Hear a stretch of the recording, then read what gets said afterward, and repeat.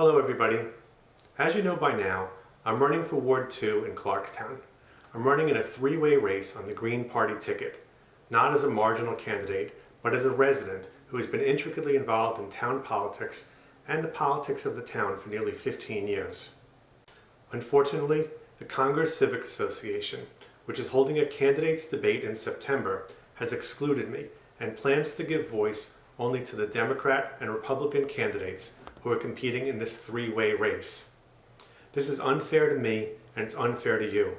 As voters, you have the right to learn what I have to say, to become familiar with my platform and my ideas, and to evaluate whether my thinking on issues best suits our town and its challenges. The Congers Civic Association does not plan to hold debates in uncontested races, and that makes sense.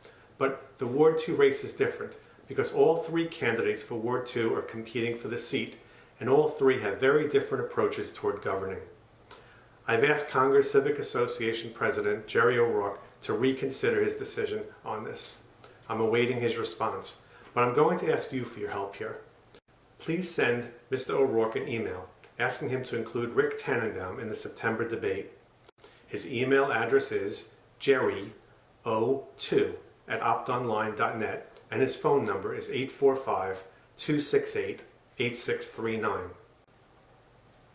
In times like this, we Americans are doing what we can to hold on to our democratic ideals. We're fighting for free and fair elections without interference or taint. We all want to make educated decisions when we choose our leaders. This becomes more difficult when the scales are tipped by those who hold the power to sponsor debates. I'd like to mention that the debate is due to take place in a Clarkstown building. That's a public space that taxpayers support. I'm wondering how it's possible for Clarkstown to allow a debate to take place that deprives one candidate of his First Amendment right to participate.